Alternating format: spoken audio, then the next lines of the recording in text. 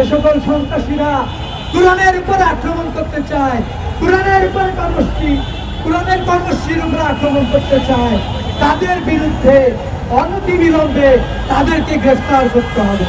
বাংলাদেশের ছাত্র সমাজ ডাকসু থেকে শুরু করে এখন পর্যন্ত সংগঠিত প্রত্যেকটি ছাত্র সংসদ নির্বাচনে ইসলামী ছাত্র শিবিরকে বিপুল ভোটে বিজয়ী করেছে। অতীতের কার্যক্রমের কারণে ছাত্র সমাজের যে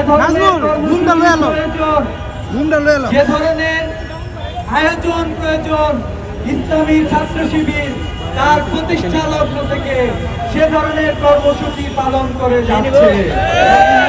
আপনারা দেখবেন ইসলামী ছাত্র শিবিরের কার্যক্রমকে বিশ্ববিদ্যালয় থেকে শুরু করে বাংলাদেশের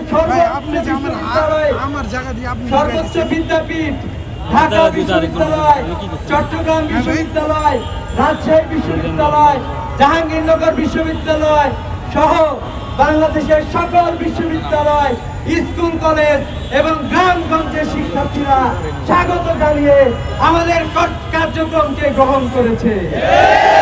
আপনারা দেখবেন এরই ধারাবাহিকতায় বাংলাদেশের ছাত্র সমাজ ডাকসু থেকে শুরু করে এখন পর্যন্ত সংগঠিত প্রত্যেকটি ছাত্র সংসদ নির্বাচনে ইসলামী ছাত্র শিবিরকে বিপুল ভোটে বিজয়ী করেছে।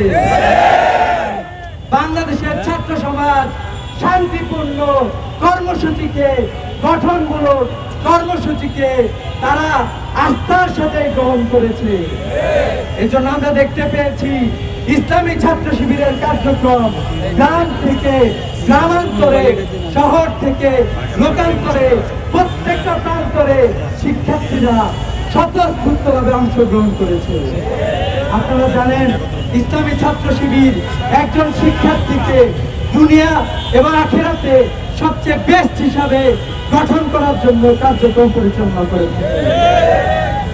আল্লাহ তাআলা আমাদের যে দোয়া শিখিয়ে দিয়েছেন, রব্বানা আতিনা ফিদ দুনিয়া হাসানাতাও ওয়া ফিল আখিরাতি হাসানাতাও ওয়া কিনা আযাবান্নার।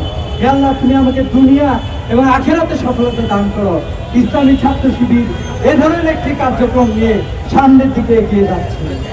ইসলামী ছাত্র শিবির যেমন বাংলাদেশের সকল শিক্ষার্থীকে যারা এবছরের ক্লাস পেয়েছে তাদেরকে সংবর্ধনা দিয়েছে, একইভাবে যারা কোরআন পড়তে পারে না, যাদের কোরআনের জ্ঞান নেয়ার আগ্রহ আছে কিন্তু তারা সেই সুযোগটা পায় না, তাদের জন্য বাংলাদেশের প্রত্যন্ত অঞ্চল থেকে শুরু করে বিশ্ববিদ্যালয় পর্যন্ত আপনারা দেখবেন ইসলামী ছাত্র শিবির কোরআনের কর্মসূচি গ্রহণ করেছে।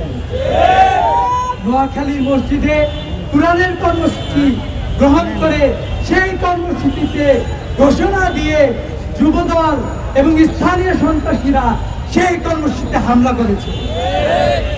অসংখ্য সাধারণ শিক্ষার্থী, সাধারণ মানুষকে সেখানে আহত করেছে। কিন্তু আমরা দেখতে পাই তারা আমাদেরকে প্রতিরোধ করতে চেয়েছিল, কিন্তু আমরা দেখেছি সাধারণ মানুষ, স্থানীয় জনগোষ্ঠীর প্রতিরোধের মুখে সন্ত্রাসীরা স্থান ত্যাগ করতে বাধ্য হয়েছে। আমরা দাবি জানাতে চাই, যে সকল সন্ত্রাসীরা কোরআনের উপর আক্রমণ করতে চায়, কোরআনের কর্মসূচির উপর আক্রমণ করতে চায়, তাদের বিরুদ্ধে অনতিবিলম্বে তাদেরকে গ্রেফতার করতে হবে।